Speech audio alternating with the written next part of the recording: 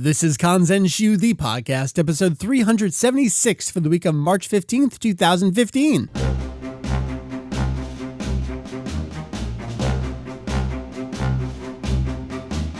What's up, hey-os? Welcome to Kanzenshuu, the podcast, an extension of the all-encompassing Dragon Ball fan site. Kanzenshuu. That's right, thank you. We cover anything and everything Dragon Ball in hopes of enlightening and a little bit of entertaining, as many people have pointed out to me, and as I am so happy to see happen. For once, the news was courteous enough to happen prior to recording, so we can actually cover it in a timely fashion. My name is Mike Vegito EX. Got a special guest joining me. It must be video game time, oh year. We got Kieran with us. What up, Lord Moonstone? Whatever, what do you call yourself these days? Just Kieran, Lord Moonstone, whichever. Kieran shorter, go by that. But it must be video game time, because that's when I show up. How you doing, man? I'm doing great. How are you? I'm great. I saw your long string of angry tweets earlier today. Oh, so you saw my frustration regarding our discussion that will occur later. I did. So we have Vegito EX and Lord Moonstone covering Dragon Ball Xenoverse. That's going to be our main topic this week. It's been out for a while. It is time to review the game, but it is a big day, actually. As we're recording this, it's Sunday evening, and Funimation had a big announcement today as a part of their South by Southwest panel. So we got big news to cover, and then some not so big news, and then that transitions into our Dragon Ball Xenoverse review topic that is an episode. Let's get into it. It's news time. Let's do it. Hey, so remember how it took a year and a half for us to get Battle of Gods last time? Yeah, I do remember that. Yeah, that's not happening this time. Revival of F, or as Funimation will be calling it, Resurrection F. Yeah, it's coming sooner than you think. In fact, there is going to be a subtitled preview screening in Los Angeles, and then they are doing an English dubbed theatrical screening in the summer. We don't have real details about what that's going to be, whether that's going to be a weekend only limited run thing like they did with Battle of Gods, or if it's going to be a wider opening. Details are forthcoming on that. But yeah, man, Revival of F, Resurrection F, it's coming. That's quite a bombshell to drop by the South by Southwest panel, no less. And what do you think of the title Resurrection F? Do you think we'll finally get everybody shutting up and saying the same thing now?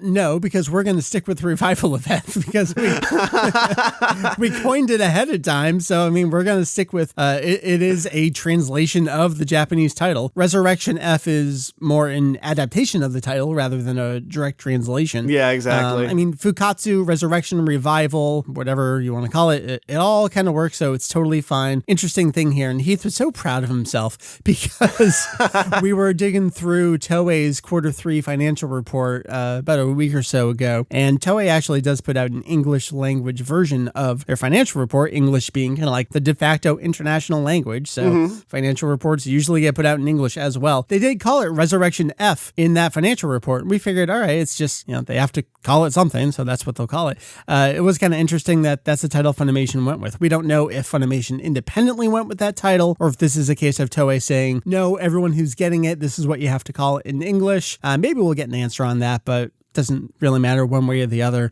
I think today we're all just living in this realm of crazy excitement that the movie is coming way faster. It's basically simultaneous as much as it probably could realistically expectedly be. I know, and what do you think led to this? Do you think that the Battle of Gods, limited theatrical run, and the fact that the Blu-rays, do you think that kind of incentivized them to go ahead and say, hey, let's try to get on this as fast as possible, since now it's in the public consciousness again and everyone is interested? Yeah, absolutely. I mean, we know that Funimation would want to be doing this as soon as they can, as best as they can. It's in their best interest to. They love the franchise. It's their biggest moneymaker.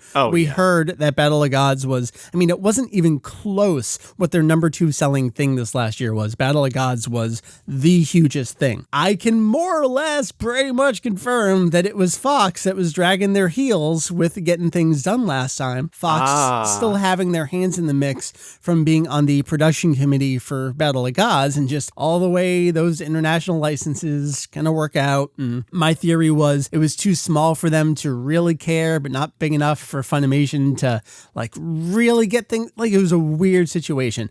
I think the fact that Battle of Gods did so well, Fox was probably like, all right, just go ahead, whatever, let's go. Just go ahead, just do it. Just put it out there. Everyone to go see it. Bring your kids, bring your grandma. Everyone go to theaters. It'll be great. I am so excited that we are getting this. Essentially, like we are leaning closer and closer to this age of simulcasting with so many shows that to get a movie doing that theatrical release right after it comes out in Japan, that's amazing. I am so glad that is happening now. And man, this is going to be amazing. And thank you that this came out before the podcast. I know, it would have been another week. This is super weird for me because this is probably, I can't make it out to Los Angeles. I have so many vacations and other plans coming up that I know if we could, right? I can't just throw another plane ticket on top of things. As much as Dragon Ball kind of runs my life in this way, it doesn't exactly. So this may be a case for the first time since, fan sub days, and maybe I saw some kind of Cell episode that I didn't have fan subbed, but in terms of the modern era, this may be the first time I see a new Dragon Ball production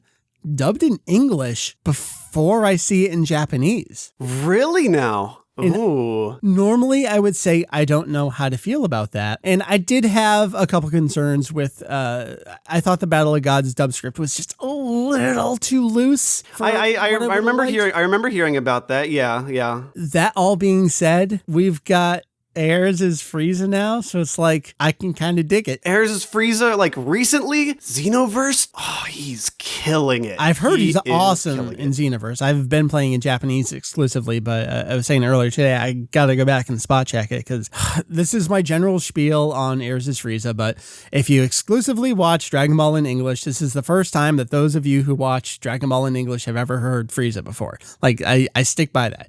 So for me, knowing that if I do go see this in English first, I'm going to get Frieza. And with Frieza being like such a central part of this movie, that's really important. Yeah. I guess we have to say it's not confirmed. However, we all keep going back to this one tweet that our buddy Scott Kaiser of Team 4-Star made about, absolutely got to keep Ayers, and Chris Abbott responded like 100% with you. I mean, it's basically confirmed. We're going to get him. It's not a worry anymore. Yeah, that's pretty much in. I don't think that's in question. Like, right. If they're rushing to get this out, they're rushing to get the dub.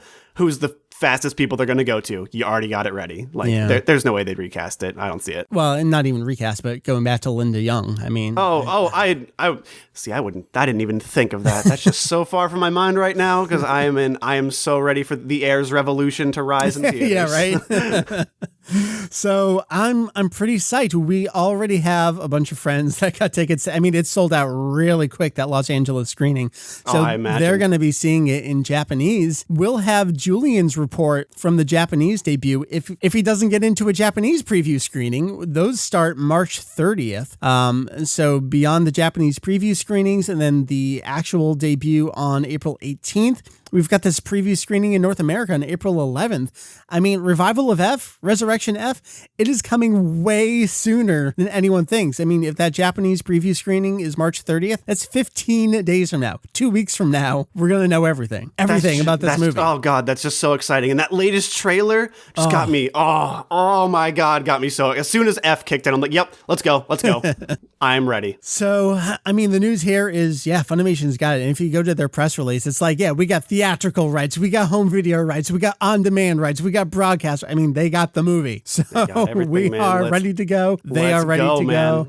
It's the news is just the excitement. So I think we have to leave the movie behind a little bit. Amazingly enough, news on the movie has been quiet since our last podcast episode where Heath and I dissected the trailer and the first Toyotaro manga, V-Jump. For those of you who are always like, man, when's the next chapter coming out? When are we going to get leaks from V-Jump? The way V-Jump works, it's Shueisha's primarily video game focused magazine, but it's one of those like ostensibly video game focused. It's more their promotional vehicle magazine for everything.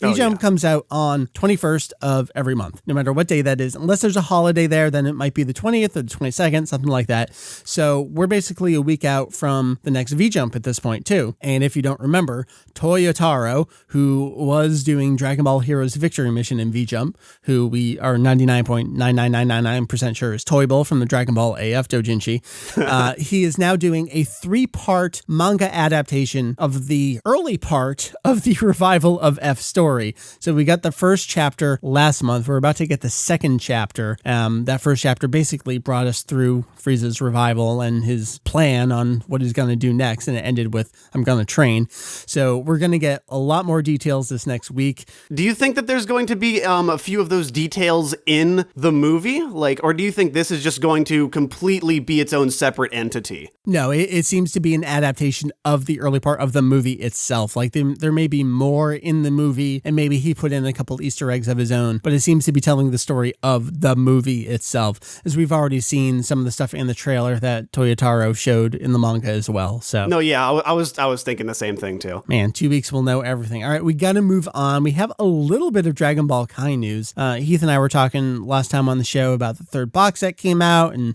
how the international version is longer than the Japanese cut, but the Japanese cut still seems to be going on a little longer than I thought. Well, we do have news that there will be a 5th ending theme to the Majin Buu arc of Dragon Ball Kai as it's airing in Japan. And wasn't it originally scheduled to be 4 ending themes? Yeah, I mean, they started as it's going to be quarterly ending themes, and then the way the pace of those early episodes were going, it seemed to be on pace for almost exactly April to April, but then they kind of slowed down and stopped editing the Japanese version down even more. So I think they kind of just realized, well, we have extra episodes. Let's just go get a new ending theme to wrap it up. So this new one's going to be called, I don't know if you want to call it an ironic title. The title of the song is Don't Let Me Down, which is Dragon Ball Kai in a nutshell. That's a pretty...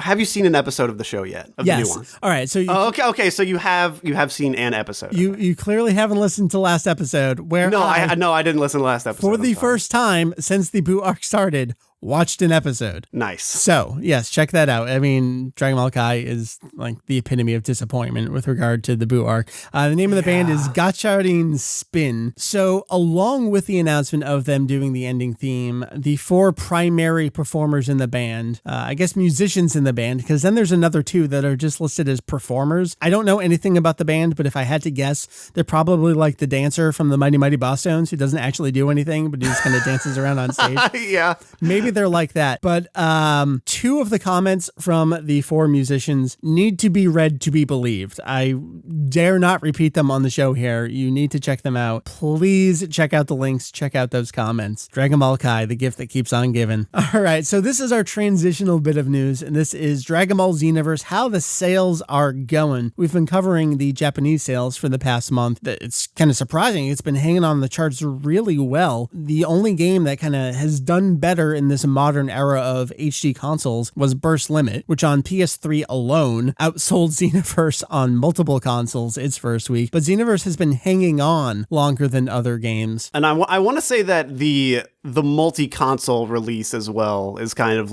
been a huge push for them as well. Yeah, definitely. I mean, they could not leave behind that install base of the PS3 and internationally the 360 as well. Yeah.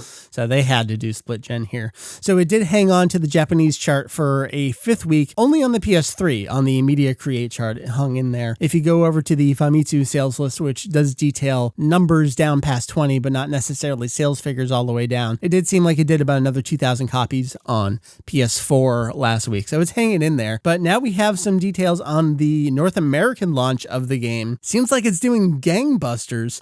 First up, we had sale reports from Sony themselves talking about the best sellers on the PlayStation Network. So this is digital only for the month of February. Now, Xenoverse came out in North America February 24th. So we're talking, remember, there's only 28 days in February. So 4 or 5 days total. Dragon Ball Xenoverse was the number 2 digital selling game on the PS4 for the month of February. That is insane. Beaten out only by Dying Light, I think it was. And then over on the PS3, it was the number 6 best-selling digital game of the month. So yeah, really, really strong showing on the Sony platforms. Now, the NPD group, we do not get the kind of sales figures that we used to years and years ago.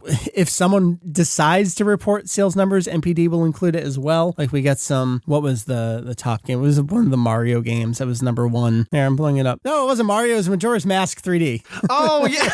I'm like, was there a Mario game that came out that I don't know of? So Majora's Mask was the number 1 thing. Nintendo happened to report digital and physical sales, so NPD was like, oh, I guess we'll list that there. But otherwise, we don't get exact sales figures. And the way NPD works these days is they do cumulative console sales across all, if it's a multi-platform game. So in Xenoverse's case, it was PS4, Xbox One, PS3, and 360. So if you combine all of those versus all the other games that may or may not be on multiple consoles, like Call of Duty, which is across all the same ones, taking all that into consideration, Dragon Ball Xenoverse was the number 7 game for February, which is still super impressive. I mean, Dragon Ball is showing up on sales charts legitimately internationally. This is kind of crazy. It's doing super well. And it had an amazing launch on Steam on the 27th as well. So we're only talking a couple days in February on PC worldwide. Xenoverse is kicking ass and taking names. Kieran, what do you attribute it to? I mean, we'll get into this in the review, but is Bandai Namco just doing what people want? The new? Is this? See, I feel like, okay, the first off is the multi-gen, multi-console release. The PC release alone, it was I want to say for about a week straight, it was the number 1 seller, outbeating Dying Light on Steam. Yeah. It was the top seller on the PC. PC players have been starved for years. I mean, it's been absolutely emulation of old games, and maybe you're emulating, Sparking Meteor and those era of games, but it's not truly a new HD experience. So you give them one, it's like, oh, thank you. I know the PC ones have all these graphics options that the console ones don't have, and all my other friends got it on PC. I personally got it on PS4, and they were just singing praises, saying how well it ran, how well it looked, and they were like, oh, I haven't played a Dragon Ball game since Budokai 3. So I think like that was such a good move, and making it go across PS4, PS3, you already have that install base. People wanting a next-gen game, like you brought up Burst Limit, just shattering when it first came out because it was the first Dragon Ball title on a new system. This is the first Dragon Ball title on a new system as well as being on the last system. I think combining that just knocked it out of the park. And as we're seeing in Japan, PS4 is doing okay, but not the way it's doing internationally. So the PS3 sales are doing great in Japan. Then internationally is where the PS4, I mean, the number 2 game for the month, it was out 5 days total of the month. That is impressive for Dragon Ball. And that was just digital sales. That doesn't count retail discs that you hold in your hand. I know, and I'm nothing but happy. I feel like this can only lead to more things in the future. I feel like maybe this was also in the talks when they were deciding to be like, oh man, we need to get on F right now because I feel like there's going to be F content in Xenoverse for DLC. Well, we did get a hint for that. Yeah, because we got that hint for it. Yeah, with the pre-order items and all the new stuff coming. They've promised 3 downloadable packs, and the first one is basically out. It's out on PC. It was looks like it was supposed to be out on the consoles last week. It was listed, for example, in Sony's, what updated on the store today, but it seems like it didn't actually slip out. There's no confirmation exactly on why. Was it related to server troubles? Don't know, but it seems like we will be getting it this coming Tuesday. Then there's another 2 packs. There's one dude in particular, his name is Sergio, that's been digging into all of the packs and the betas and all that stuff. Basically dug out that 2 of the evil dragons from GT seem to be on their way. Maybe that'll be in pack 2. Maybe there'll be more in pack 2. We don't entirely know. Yeah, no, they've been very vague about pack 2, and I think the only thing they've shown on pack 3 is the Jocko, and I think they said they're going to get a Kame Sennin stuff as well. Yes, which was the first printing pre-order stuff in Japan. And they also said, and more. Now, Kieran, do you think we're going to get more DLC beyond this, because I feel like the F stuff from the new movie, Pack 2 is maybe too soon for it. So the season pass is going to get you these 3. Will they go down the road of what a lot of other companies take crap for, where it's, I bought the season pass, but then you put out more DLC after the season pass, which the season pass doesn't cover? You know what I think they're going to do is they're going to release, at least with the... I just only see this on the international market. You bought the Japanese release, so you already have Jocko. To me, it makes sense to release the F content and the characters inside of Pack 3, because that will be Jocko's first appearance to a majority of, the audience. That's a good point, yeah. So I feel like Jocko's going to be there. He's going to be a familiar face, so it's going to be Jocko, and then whatever else shows up. Maybe if we're going to get some other, whatever else happens in the movie, maybe we'll get the Golden Frieza, something like that. Who knows? But I feel like if they're going to do it, it'll be probably in Pack 3, just because Jocko is there, and that's all I'm going on for. That's a good explanation. I didn't really think about it from the Jocko in the movie perspective, but now that we know that does make kind of sense. And maybe they didn't know that going into Xenoverse. Maybe it just kind of happened to work out for them. But yeah, so I'm not too sure how it shows up, but I'm banking that it's going to be, we're going to get in Pack 3, we are going to get some F content. Gotcha. Here's a question for you. Have you seen other people running around making their own Golden Friezas? Because I've seen at least one. Oh yeah, I saw a God Frieza. I'm sorry, God Frieza. And then I saw one that was like Super Saiyan Frieza. Yeah. And it was just, some of them looked pretty accurate. Some of them are all right. It's mostly colors, so you can kind of tweak that gold there on your dude, and you're all right. I'm talking about the sheen of just all the character models. When you put gold on them, they look like they're glowing. So and Xenoverse is so weird. Like, everything's shiny, yet we have this sunglass filter on top of the game that makes everything so dark and weird. I thought that was something wrong with my TV. I thought it was the Japanese release when I first bought it. Like, all right, maybe they're doing some color temperature difference. I don't know, but I thought like my capture device was doing something wrong. Then I went over to my friend's place, and then it still looked like that. And I'm just like, everything is so shiny, but like, are we wearing sunglasses because we'll be blinded? Well, I put sunglasses on my characters, so at least in universe. Okay, good. All right, yeah, makes sense.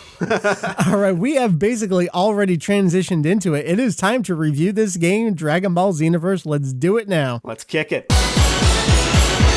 I guess we got to give a little review of the game Dragon Ball Xenoverse. It is the newest game for the Dragon Ball franchise, developed by Dimps. This is the developer who worked on the Budokai series of games on the PS2, and I guess the first 2 games came out on GameCube. Oh, yeah. So this game has been in the works for a couple of years, just came out in February. We were talking earlier. PS4, PS3, Xbox One, Xbox 360, and PC. It's out worldwide and all that right now. The big shtick for this game is we've sort of had create a character before in Ultimate Blast, Ultimate Tenkaichi. We don't talk about that. No one remembers it, for one thing. I don't like what? Who? What are you talking about? This is a game where you create your own character. You can do human, Saiyan, Namekian, Majin, or Frieza's clan. Make your character lots of bits and pieces to choose from, and you are going to save the Dragon Ball timeline. We got villains who are changing history, creating rifts and cracks in history. It is your job to save it in conjunction with Time Patrol Trunks. So saying that, we already see that we have Dragon Ball Online, which is now defunct. It was a Korean MMO, made its way out to a couple other countries, never made its way to English. First off, let me just say that once we got Battle of Z, and I was like, this is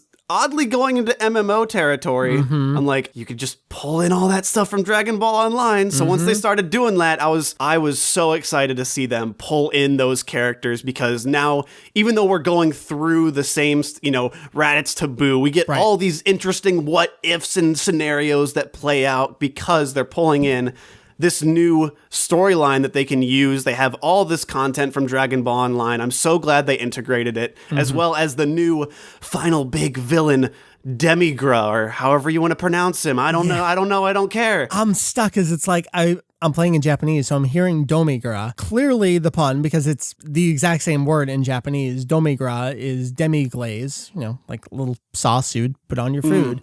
But they changed it to demigra in the localization, which makes sense because we spelled demi-glaze with a DE sound instead of a DO sound. So I'm like, do I say it as it was written versus the Is one of those things where I'm not sure what goes first, the pronunciation or the pun. I think they made the right choice. I think I'm going to say aloud Demigra. I honestly think Demigra makes more sense. I'm totally okay with that. Yeah, there's the pun. You already know what the pun is if you're listening to this podcast. If you're in the community, you know what's up. I think Demigra is totally fine for translation. Good there. So we'll jump back. Dragon Ball Online stuff. Interestingly, they're not really adapting the whole story from Dragon Ball Online. They've pretty much just taken Mira and Toa and Time Patrol Trunks and added a bunch of their new stuff on top of that. Like we have the Kaioshin of Time, we have this Toki Toki bird, and then we get Demigra introduced into it. So rather than adapting Dragon Ball Online into a fighter / RPG, because we're going to talk about whether this is a fighting game or an RPG. Yeah. They really have just taken the elements that help create this new story that works not in tandem with Dragon Ball Online. It's like this yet another separate alternate timeline that we can work with, but I guess them's the breaks when you're traveling through time. Now I feel like they just took the scraps of things they felt they could, manifest into some workable form from the dying husk of Dragon Ball Online and go like, these characters are kind of cool. We don't have to redesign villains. Let's just throw them in there and, come up with some interesting way to revisit the story without having to just make you play through Raditz Taboo again. Which you do, but... You do, but we'll get to that. The twist... Right. The twist of it, I think makes it fun enough. I don't think we can start our review of this game without talking the big elephant in the room, which is release week and then some, because still experiencing it today, server problems with getting into the multiplayer lobby, and even if you're playing single player, although this is mostly alleviated, if you were playing single player and you did a parallel quest, as soon as it wrapped up, you were kicked back to the title screen. I mean, server problems are expected for an MMO launch.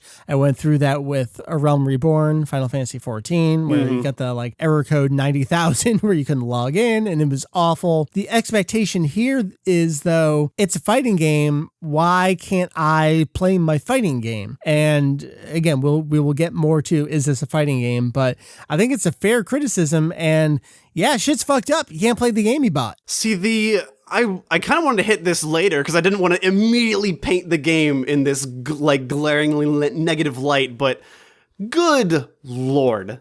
The fact that you need to log into a server, I get what they're trying to do, because when you log in to the server, what it does is it fetches other people's created characters to wander the city as NPCs. So even if you don't want to play in real time with other people, you will still see other created characters populating the hub world that you walk around. Right. To give you kind of this false MMO feel that's reminiscent of the .hack series, where it felt like an MMO, but you're still playing on your own. The problem with that is that it persistently checks the server after that initial character check to update leaderboards, to see how you're doing, and to update your progress on the server.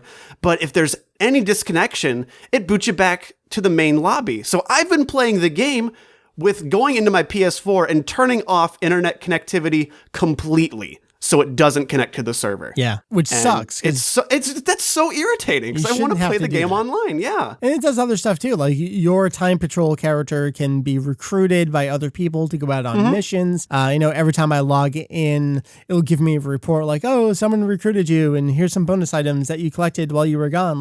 That's really cool stuff. However, it's this modern era of everything is online, and there's no such thing as a truly single player offline experience anymore. I know that they, at least what I can say in its favor is that they did patch it. They just patched it recently. I think with 3 days ago, it was on the 12th or something. Yeah. That they released patch 1.02. So they said specifically that they were working on, they had PS3 and 360 working. They were still working on PS4 and Xbox One. PC, as far as I know, has been having very little disconnection problems. They seem to be doing okay. Yeah, it's much less pronounced over on PC. So I feel and what makes this even more pronounced, though, is they had 2 network tests, correct? Yeah, right. And I'm just so what happened? What happened was more people bought the game than they ever anticipated. I know. So, ultimately, hey, that's a good thing. It's a good problem to have. I for them, not for us. I guess, yeah, but it just kind of sucks being the player and playing offline quests, and then you get kicked from the server, and I'm like, I wasn't even on the server. Right. Well, all right. So we'll leave that behind. It's primarily, an opening release week kind of thing. It gets solved as people drop off. So and they're still working on it. So I'm hopeful as DLC keeps coming out. They seem invested to keep supporting this game. So definitely. I'm certain it's going to get worked out. So let's describe this game. I have a bunch of notes. None of them really make sense in conjunction with each other, because this game doesn't make sense. It's like, no, it really doesn't. A fighting game. It's an MMO. It's a real-time strategy game. It's a chat room. I'm having deja vu from when I talked about Battle of Xeon here. It's weird. And I made a comment on, it's like one of those things where I'm like typing it and like, oh, I'm probably offending people as I'm typing this, but I don't care.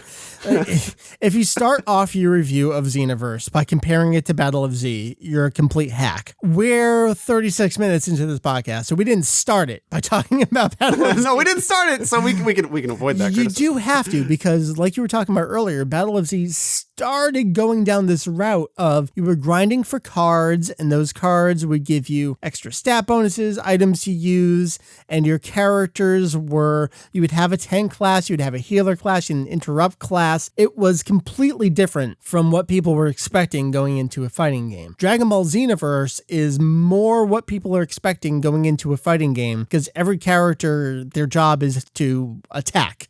Like you really don't have you can heal your teammates and that kind of stuff, but Gohan's not going to go in there and hang back and do nothing. Like if you play as Gohan, you're still going to attack your opponent. Yeah, I feel like they kind of transitioned it interestingly to mostly to focus on the battle items aspect, like taking items into the game, and there are people that can they can build to have the items that will give the entire team key, or give the entire team more health and stuff like that. But they are less effective because they heal everyone. Right. So you might have someone trying to pull that little support role while they'll hang back and hang back and fling blasts out while they pop those little heals here and there. But still, ultimately, it is that fighting game that you expected, where your job is to go in and hit buttons and kill people. Right. I mean, just because I use my regen item doesn't mean I'm a white mage. I'm still a fighter. So you're talking fighting plus items, plus you're still grinding for items. It's super, super weird, because then you're doing this all in this kind of like MMO facade where everyone's wandering around town, except you can't really interact with each other. I mean, you can challenge someone to a fight, but you have 40 things you can say and 40 things you can do. It's not really this living world that we expect it to be. And so you're going through the story mode, but you're going to hit walls where I'm just not strong enough to keep playing the story mode. It's not like you would ever play Uncharted and you get to chapter 5 and it's like, well, Drake isn't strong enough, so I'm going to go over and do these side missions to level up my punching strength. But that's what you do in this game, even in the story mode of a fighting game where you're grinding for items and costumes and stuff, yeah, but also your, 6 main stats for your character.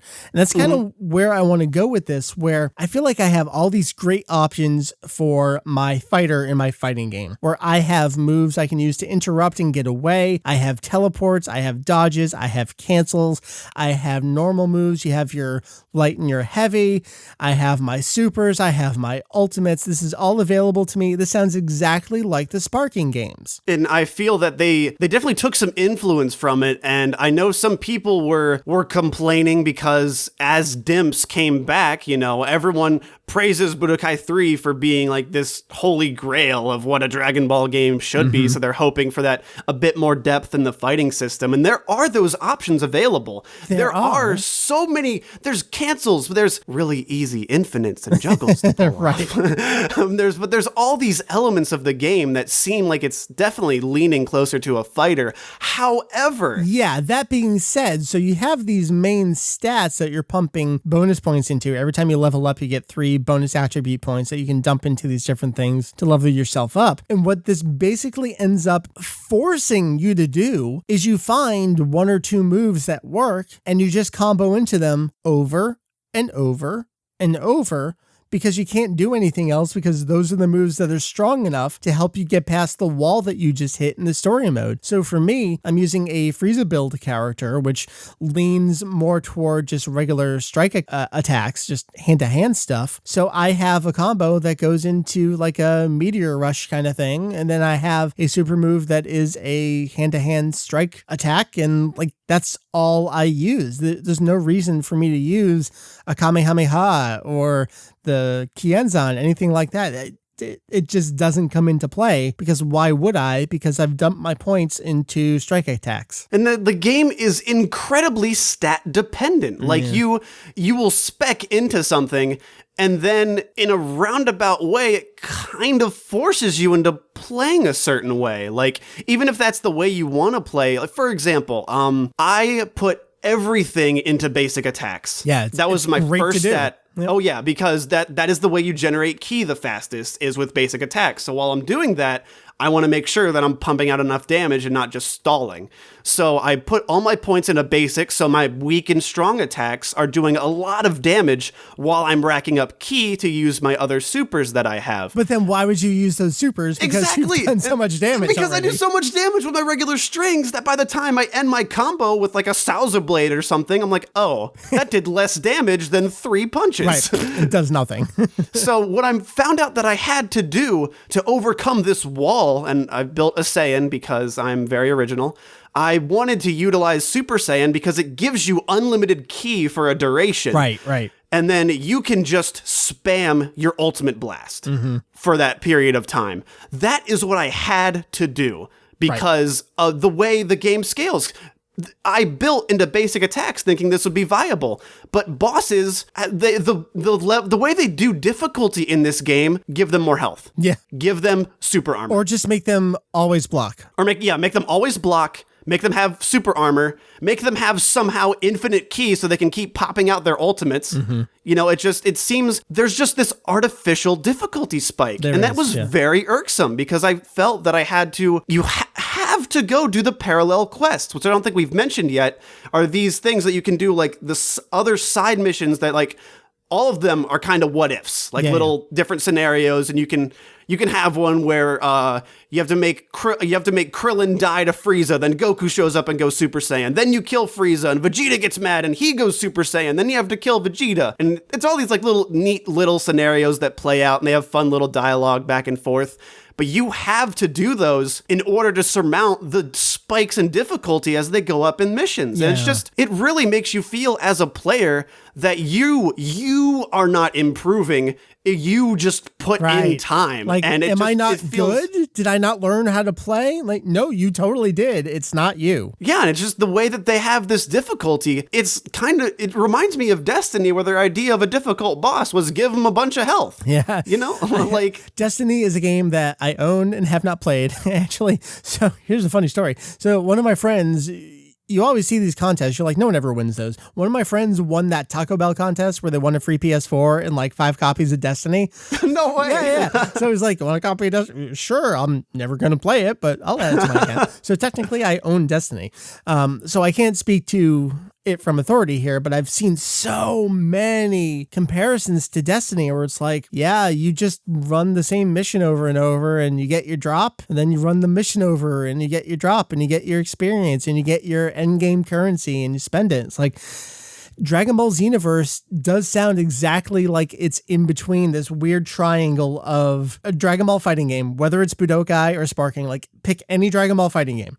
And then the other points of the triangle are any kind of theme park MMO, and then this Destiny side thing where shooters are trying to go MMO too. And Xenoverse is right in the middle of all three of those points. And I feel like the fact that you mentioned that, like, it is comparable to Destiny and MMOs in the fact that you are grinding for drops. My biggest problem with the game, I feel, random drops for random occurrences to get more random things. Yeah. There's no sense of accomplishment when you get something. For example, there's this mentor system as well. Like, you can train under somebody and they will give you their skills and things like that. And if you train with them, you'll learn their moves and they'll help boost the attacks that you use from them. They spawn randomly in the city. Yeah. Why? Yeah. Why is that there? And then every drop that you need to get for other missions, I understand random drops, that's fine. But there's like a 15% chance to get some of these things, maybe lower. And it's not even that. Like you're saying, it's a random drop on top of a random drop. So one of the earliest exploits that people found was to get Dragon Balls.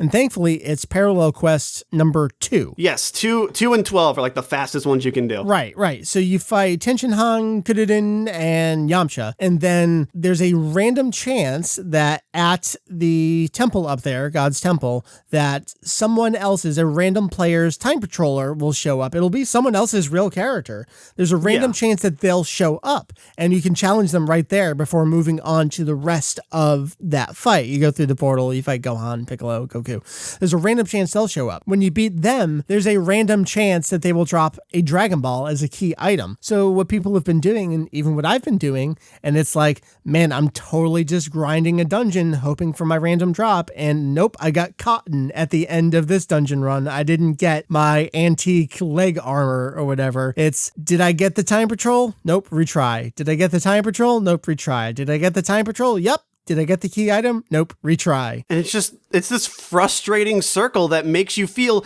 even when you get the item, that it's not because you did anything. I didn't earn it. No. Yeah, you didn't earn it. The game was just saying, okay, fine, all the stars aligned, here you go. And I feel like that is the thing that is like detaching me the most from getting invested in the game, is because I feel like, unlike things like Monster Hunter, where there aren't nearly as random and you always can do things with the things that you get that benefit your character. It is a random occurrence that there will be some bonus stage for every mission, and sometimes that has to happen for you to get these items.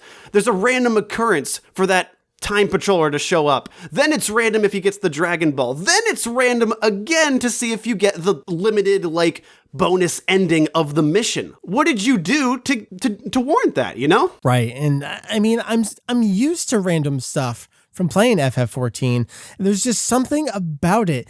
Is it that it's being plugged into a fighting game that's just rubbing us the wrong way? Like, it's literally no different, or maybe it is completely different from the other stuff we've run into in different games. What's making it feel so bad here? That's what I've been racking my brain with all day. I can't figure it out. Like, it's a video game. Yeah, there's random stuff, and so what? Is random on top of random. Suck it up. But man, there's something about it in Xenoverse that's just like, you fuckers, just give it to me. I tried to, the best thing I could think of, like what I tried to make it analogous to, was imagine an RPG where you take 5 steps and there's a random encounter.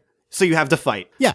Okay, so then you do the fight. Then there's another random chance that you'll get experience. Yeah, that's true. Then there's another random chance that you'll get the drop that the monsters sometimes drop. Like, it's just infuriating when it doesn't work. And when it does work, you're just like, thank God. Now I don't have to play that anymore. And what game should make you feel like that? Like, thank God I don't have to play it anymore because I got what I wanted, you know? Yeah. I feel like that's because it's a fighting game that has this really fun system, but I just feel like the execution, especially with the lackluster AI, just makes you feel like when in a quest where an AI partner has to survive, you just pray, stay away from the villain.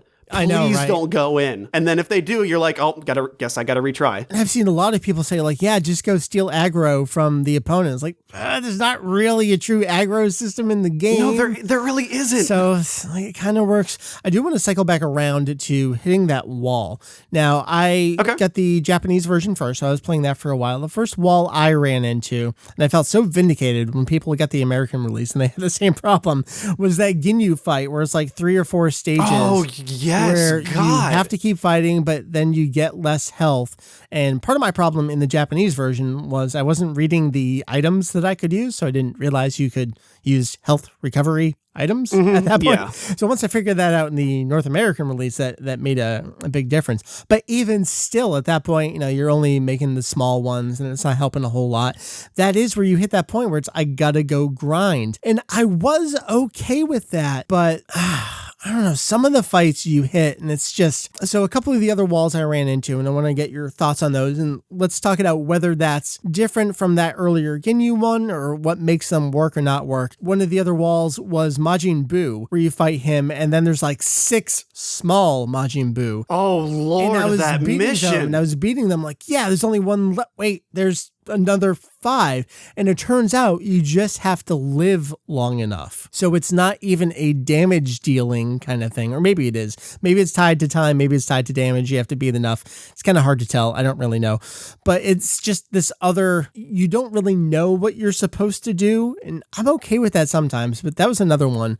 And then the next one I've run into was kind of spoilers, I guess. I mean, we know the Beerus and Whis are in the game when you have to fight Beerus and Whis, and sometimes they fight and it's like, it's not fair, but I see why it's fair that it's not fair. Like Beerus will get you in the stranglehold and Whis will smack you with the pole there. But that's, like I was alluding to earlier, Whis just blocks and he teleports away. Like, he's kind of overpowered, and the game is making it even more overpowered than overpowered. I guess I gotta just amp up how much health I have and give myself, like, what can I do? What have I learned to enable myself to take care of this? And it never feels like it's based on what I know about the fighting engine. It's based on these external factors that I bring into the fight. And I think you just hit on a really good point there, is that it is not you learning the fighting engine, even though there are, like, I've found infinites that have won me battles. Yeah, I'm sure. Because like they're so easy to pull off once you get the timing. I realized that my basic attack build wouldn't work because, like you were saying, especially in that Beerus and Whis fight, they have super armor for like the first, like, I want to say third of their health bar, where you hit them, but they just keep going through their attacks and their animations, so there's no like hit stun. Right. And then with Whis, he just keeps blocking, and I'm like, what can I do to do that? And then I realized, as I just kind of learned this, and I felt like this was the one true moment where I learned something about the fighting engine to implement it, was when I was guarding like an ultimate attack. My stamina was going down. And if your stamina's gone, you can't block. So that's when I said, oh, I need to start building an ultimate build. I started buying attacks. So then I started buying all these items that buffed my Ki Blast supers. Got it. Then I got Super Saiyan. And then I just said, okay, here's my MO. Get enough, go in, punch, get enough ki, go Super Saiyan 2, Final Flash, all day, rinse, repeat. That's how I beat story mode. And that's unfortunate that you have to do that, because, like, some fighting game bosses will always have, like, little ridiculous things that don't really test how well you are at the game. It's just how well you can cheese them out.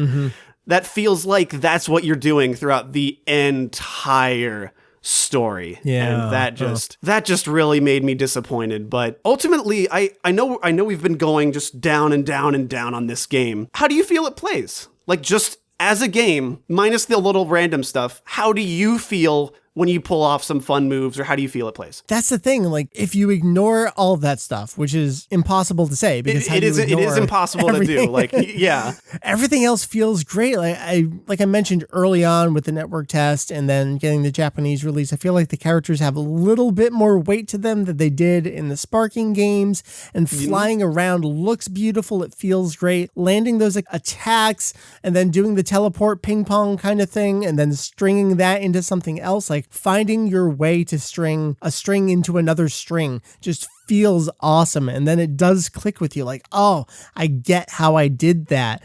And then, you flick the stick, and then you go after the other opponent to hit them for a little bit to get them off your enemies. And then you pop the regen capsule, and like, that all feels awesome. Have you played as any character other than your own character? I did once. Yeah. Like, that's the thing. I've seen people say early on it makes sense, especially if you pre-ordered, play as Super Saiyan 4 Vegeta, because he's got great stats, and you'll get that's exactly what I did. I threw him on there. You'll get experience for your other character. Yeah, there's a lot of awesome characters in this game, and you're pretty much always just gonna play as your made character, because that's the one you've dumped the points into, and that's where you're gonna get all the stat bonuses. And so I'm like, man, what is this? What is this game? What am I looking to do in this game? I'm not entirely sure, because everything feels awesome, but why would I play as anyone other than my own character. I feel like that is just the design of the game is railing you to that mindset, because what we haven't talked about is the hub world. Yeah. And the hub world, it's Toki Toki City, this little new location, and it's home to like a place where they have Time Patrol Trunks is there. There's this shrine of time where you do the story mode, and then you go to these little kiosk where you do the parallel quests and things. You have to walk around that hub world in your custom character to do anything. Like even just to say, hey, let's play versus mode. Okay. Let me walk to the place where I talk to the robot to start versus mode. Yeah. I feel like if it had a menu or something on top of, maybe when you're playing as your created character, you're in the hub, or like you can just go, oh, let's do versus mode, or hey, let's play a tournament. Then you would be more inclined to do that. But you are just so ingrained into your custom character that it does feel difficult to play someone else. And that's the thing. I've seen so many people say, why can't we just have a menu system? And yeah, it does suck after you do a parallel quest. You're sent all the way back to like that main landing point. Yeah, then you just gotta walk all the way over. So why can't I just again? have a menu? It's like, well, how far down that rabbit hole do you go of why can't this just be a menu? Why can't this just be a menu? At some point, it does just turn into a turn-based RPG rather than a fighting game, because then you're just working everything off of menus. And I feel like they're really trying to find this balance of this is an RPG, but this is a fighting game. How do we combine the two? So maybe Destiny was the how do we make a shooter into an MMO. Dragon Ball Xenoverse might be how do we make a fighter into an MMO, and there's going to be some growing pains along the way. That all being said, isn't this an amazing first step toward that? Absolutely. Like, I know this might come off crazy given we just talked for like 20 minutes we about how all this game. I know, right. We're just like, oh, this is terrible, this is terrible. This game is so fun. That's my biggest problem with it, is it's too fun for me to put down, where I'm just like, stop being fun. Stop making me have to do all this stuff, because I love just playing the game as it is. Stop throwing all this BS at me to where I have to go with these elements, but I enjoy leveling my character. I enjoy going on the other quests. I enjoy getting equipment and drops, but they just make that process so arduous that it's hard to ignore. But man, when you're just playing a normal mission or fighting against someone or playing with friends online and doing a mission, it's so fun. Let's go to the story mode, because that is the main draw. It's weird that everything ahead of the game's release was story mode focused. And then we get to the game and it's everything that's not the story mode. Now we're kind of like wrapping up with story mode stuff. But this was the biggest draw. This is what's had me so excited was, we're gonna play Raditz Taboo plus Battle of Gods plus Bardock plus Broly and all that stuff. Bardock and Broly and Demigod. But there's so much different about that whole process. Just having Mira and Toa show up, just having the Kaioshin of Time say some extra stuff along the way, just having Trunks freak out occasionally, having Demigraus show up out of nowhere and like change things around even more. It makes Raditz Taboo no longer that same thing that I've been playing since I guess 2001, 2002 when the revival came back after GT and Final Bout and stuff. I mean, I've literally played Raditz Taboo for 15 years in a row now. I mean, every Oh my year. God, you're right. Every year. So approaching it from that angle, it's been so much fun. I love seeing the events change. The colors are fantastic. I love how Mira and Toa look. Those reds are just so bold and vibrant and awesome on those Everything characters. is so large. The environments are huge. They're vast.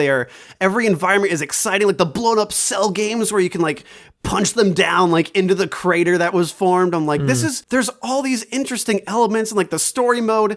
Like, okay, minor spoiler here. If you haven't played this part in the story, skip ahead like 30 seconds. I clapped when Mr. Satan went evil. Yeah, I know. Wasn't that so cool? That was the funniest and the best thing I have seen in a Dragon Ball game since Cell absorbed Krillin and Budokai. However, the game's idea for a story mode was fight Mr. Satan. Okay, you fought Mr. Satan. Now fight Mr. Satan again. What? What, really? That's true. I just did this. Admittedly, like Gohan and Cell are fighting like off on the sidelines, which was cool. I was like, oh, okay, they're doing stuff in the background. Right. And then you have to go fight, and then you have to leave it completely to go fight Mira. Yes. And I'm like, that's cool. I'm like, okay, that's neat. Yeah, just having that extra stuff show up really breathes new life into the story that you know inside and out. And it does feel new and fresh. And I'm so glad to have had the chance to be able to do that. And the differences, even in the Battle of God stuff, and I'm not going to spoil it too much, it just reinforces for me how awesome of a character Beerus is. Like the things he does and says, he's just such a wonderful addition to the cast. And I feel like Bandai Namco and Dim specifically understood Beerus completely in this game. No, they really embraced him wholeheartedly near the tail end of the story. Definitely. It's those touches that Dimps has always had where, man, they really do love this series and they know it inside and out. And that's me smiling as I'm playing the game. Like, yeah, I didn't get that Z-Soul I needed to go bring to Vegeta, but man, that's so fucking hysterical. It's so good. I'm having so much fun grinding for Dragon Balls. So I feel like that's kind of where the impasse comes, where it's, as fans, this is something so refreshing because you and I have played every single game. Every game. There's not a game I haven't played. I know, every single one. Even the ones that haven't, even the ones like Ultimate Butoden, yep. DON, all that stuff, J-Stars, everything. Yep. Okay. So we've played every Dragon Ball game, and I feel that this is the one that, Dimps, clearly, like you said, they love the franchise. They love interacting with the characters. They know who these characters are. And seeing them in such a fun way really made this game for me as a fan. And I don't know what to say for a recommendation, just because I know, right? And like that is the hardest thing for me, where I was like, you told me to record and that's why I started playing today, and I'm like, what am I going to say for a recommendation? Where do I stand on it? It goes back to what I was saying earlier about what's a hack way to start a review. A hack way to end a review would be fans of the series will get a lot of enjoyment. Yeah, fans of the genre, fans of the series. But yeah, I mean, if you're... I know. So what do we say? What do we say if you're really a super awesome Dragon Ball fan, there's going to be a ton of shit in this game that you love. If you're a fighting game fan, you're gonna find some really cool stuff in here. And if you want to zone out, there's some stuff you can do in here. Yeah, no, exactly. If you want to, it really does have things that to keep you super engaged. Like the story mode has you gotta be on point paying attention. Yeah. Then there's other moments, like these incredibly drab moments where you're just retrying the mission and questioning your life choices and going, I could be doing anything productive right now. But, I've just been listening to podcasts while I sit there. When's the time patroller going to spawn? Right. When's the time patroller going to spawn? Oh, I didn't get the Dragon Ball. Guess I got to do it again. Here's the big question, I think, is so we've had this much time with the game, wrapping up story mode stuff. Mm-hmm. The story mode has been the most fun with those great character interactions. Absolutely. And leveling up your character. And once you beat story mode, you can create more new characters. Do you think you're going to want to continue playing the game in the future? As a fighting game, maybe as an MMO, just grinding for experience and gear and stuff, without the draw of the story mode to be pushing you forward? Man. Because I'm not sure if I will want to. The story mode was such a highlight. I'm enjoying, because I have not beaten all of them, the parallel quests. I'm going through them, and for the most part I'm having fun when I get things finally lining up. Right. It's difficult to say. I feel like with the support that they're going to keep, I bought the season pass, so I'm already going to keep playing it for that duration. Right. So we'll have some more story stuff. Right. We will have some more things. We already know that there's going to be some, the parallel quest for GT, fighting Golden Baby Vegeta. Right. That'll be fun. Maybe. I hope. So they're clearly adding more content to hopefully diversify it, because most of the parallel quests right now are just, here's these villains. Okay, here's these villains in a different order. Okay, here's these villains in a different order. Totally. Now you got to get Dragon Balls. Yep. And, so I'm hoping that, if this is an inkling of anything, maybe pack 3 we will get, because they haven't said they're giving story mode. It's just parallel quests, correct? I got to go back to the wording. I feel like they're being as vague as they can be. I feel that too. I would not be surprised if there is a Resurrection F complete parallel quest set or side story. Yeah. I would not be surprised at all. So that being said, I will keep playing the game. After that period, I guess I'll kind of grind. I want to, this game is just insidious and I want to get all the trophies. I hear you. Yeah. So, they all like, seem I like feel they're within reach. That's the thing. Yeah. So I feel like that is what I would keep playing it for, is for the MMO aspect, which is the part that I say is the worst. Yeah. So, man. I know. Just on, where do you stand on it? I don't know. Just on that MMO side, it's like, well, I want to have one of each type. You know, over in FF14, yeah, exactly. I'm slowly, I haven't really played in like the last 2 months, even though we've had Golden Saucer and all this crap. Like, I'm slowly leveling up Dragoon because I want to have one of everything, of the Holy Trinity. So over here in Xenoverse, like, all right, my main character is a Frieza clan. It'd be cool if I had someone who could go Super Saiyan. Maybe I want to level that up next. But is that going to be as much fun without the story mode to go through with that other character that I'm going to go level up? But I guess I have enough things that I can do to make them level up faster than my main story mode character would have done. Like, I'm trying to project what I don't know, and it's super, super tough. I'm having enough fun, but the story mode is what's driving me forward right now. So I'm hoping with the DLC stuff coming up, I mean, we've already dumped another $25 into this game at this point. So we've got an investment into it coming in our near future. So I'm going to want to level up some of those other characters, and I want to make sure I unlock all the characters. And there's some completionists there where it's like, I want to make sure I have all the parallel quests unlocked. I don't necessarily want to beat them all. And then there's all these items in the game, and we're talking about grinding for items. Just real quick, overall, I kind of don't care about them. Like, I'm this far in, and I think I have the best clothes for my character. Like, there's no point in me putting on something that's a lower stat clothing for my character.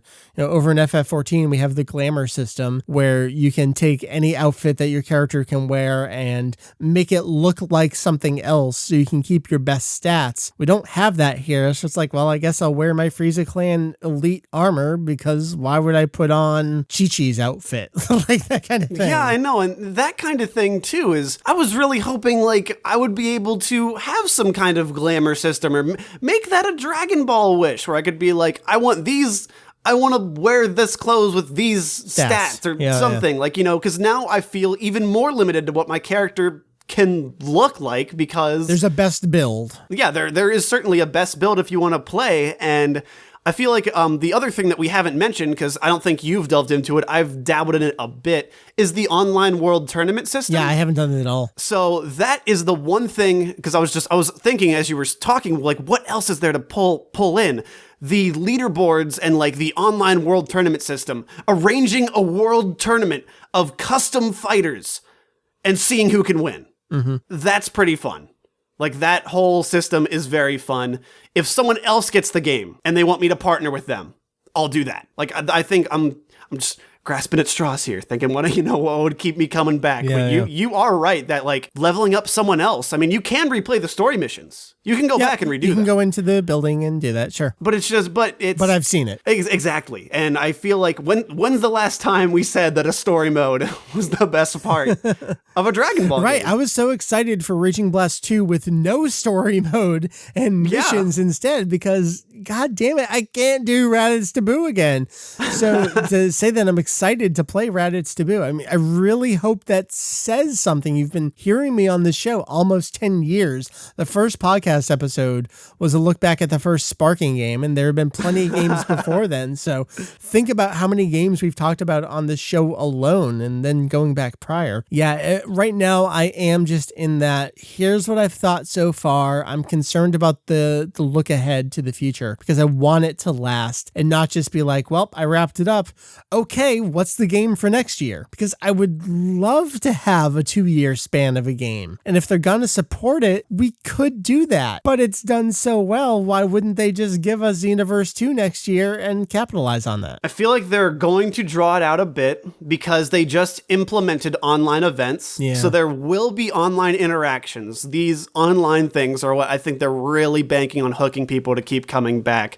So we don't have an inkling to what the online events are going to be, but there's like those, it might be something fun, like maybe they'll have limited equipment that you can get or something. Like maybe there'll be times you can come back and get some other like really obscure stuff. Like I love the fact that you can get Aralé's little poop stick. Oh, yep. That was so charming. Seeing people running around with it. I'm like, so maybe they'll have some limited equipment because, you know, a lot of MMOs do those little random events to kind of get players to come back. You know, they do seasonal things and stuff all the time. Maybe we'll see stuff like that in the game to try and keep it alive. But at this point, there's a lot of growing pains. Definitely. They're on the right track. I am very excited to see if they do a Xenoverse 2, what they can remedy. It is hard to project, and it's, I mean, you've heard us, I don't know, for the past 50 minutes talking about the game now, going on about what we think about it. It's hard for me to just say what I recommend for it. I'd say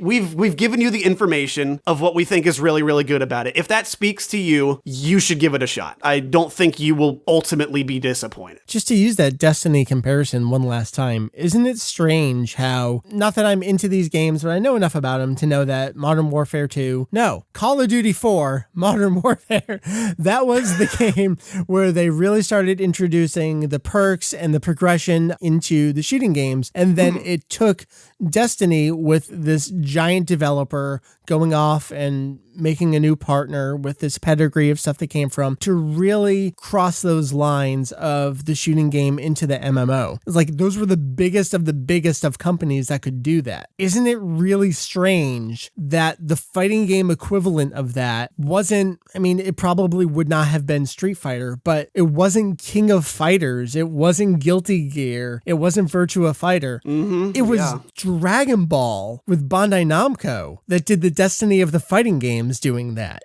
That's so weird to me that we're at the forefront of this weird crossing of genres. Dragon Ball. Yeah, and because it's what I think this is stemming from, this is an old property. Yeah. They need to reinvent something to keep it in the public consciousness.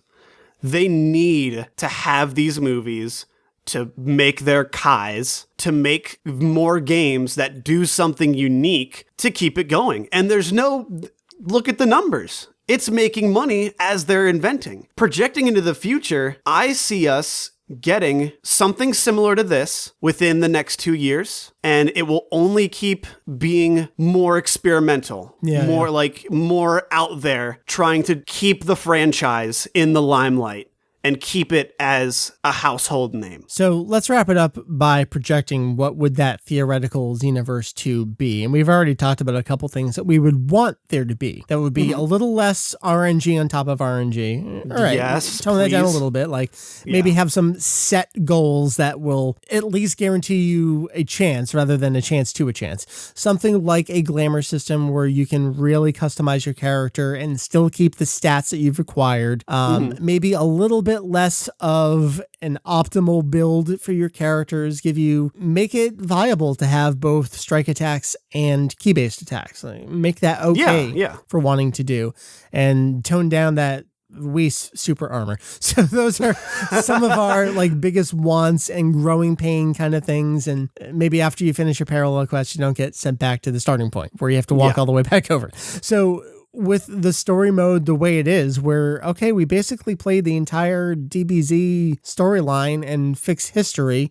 And I know that the game wraps up with some teases for the future. Yep, it does end with that little cliffhanger that they're going in that direction. So what is the story for Xenoverse 2? All right, so we're in full spoiler territory here. Demigra is gone, and Toa is going to make Mira stronger they're going to steal energy because they didn't do it from, I don't think they didn't do it from Beerus. He was kind of faking it, right? So they're going to need to, if we're going to have Resurrection F, Revival F, having Frieza come back as the big bad, we can have that element there that we need to go back in time and sow the seeds of Frieza's empire to make him the strongest thing ever, and then use that energy to make some super fighter. We need to make sure that Frieza's forces are going to rule the galaxy, but we are the secret Illuminati controlling the puppet strings. So it's just more of fixed history? I'm gonna see it not as maybe it's definitely going to be fixed history, I think, because that's where their main thing lies with this game. But I'm going to see it more going into, instead of doing fixed history like, okay, here's something you remember from the manga, now make it normal. This is going to be everything's messed up.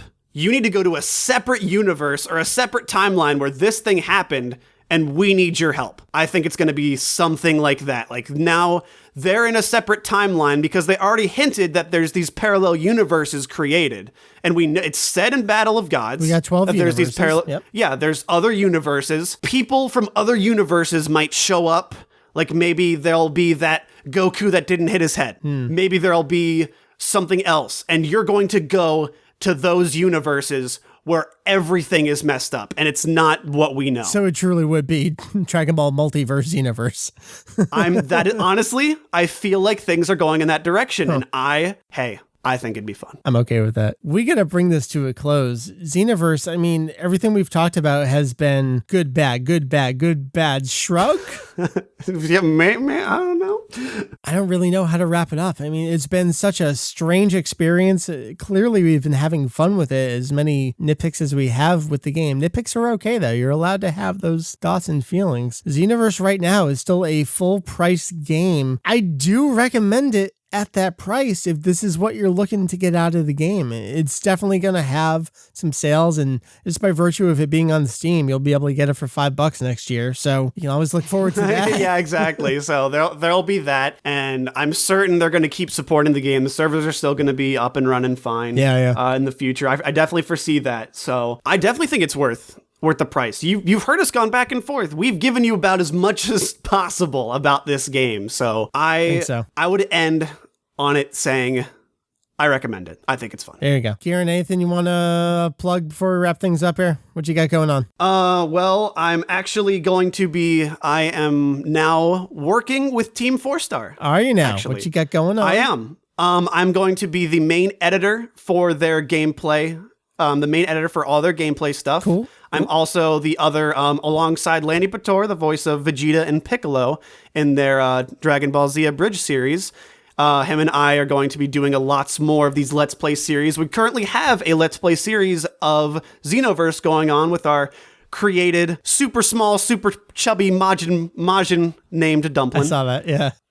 And go ahead and check that out at youtube.com/TFS2Saiyans. You can check out my Twitter at Kira NSA _KIRA NSA_. All right. Well, I hope to hear more from you in the future. I mean, we'll probably want to catch up on Xenoverse. We'll do kind of like a couple months out, look back, see how it's been going. So I look forward to that. Oh, yeah. Recap after all the packs are out. I think that'd be fun. Totally. Well, we got to bring this to a close because I got to go to bed. I got to get that last Dragon Ball. Got to get that Dragon Ball. All right, Kieran, thank you so much, man. Thanks for having me, man. Take care. www.kanzenshuu.com, Kanzenshuu. I have been Mike. That's been Kieran. We will hear from Heath and Julian and Jake at some point in the future. Jake just kicked me an email, which I have not responded to, with a bunch of topic ideas. So we have a lot of stuff coming there. Julian's got lots of stuff coming up. Of course, be checking out the Japanese theatrical debut of the new movie. He just put up a quick little translation of the Momoiro Clover Z interview from Weekly Jump. There's a bunch of Maximum the Hormone stuff we want to catch up on before the movie comes out, so look forward to that. I've been diving back into feature stuff. Heath has been doing wiki stuff. So much going on. It's been an exciting time on the site. This has been episode 376 of our podcast. We will see you next time for 377. Later this year will be 10 years of the podcast. That is a very frightening thing to me. I've been listening to this podcast since I was in 8th grade. Oh my God. I'm sorry. Thanks for having me on. You got it, man. You get last word. Wrap it up. This has been Kanzenshuu, the podcast. このグランドスポンサーの提供でお送りします。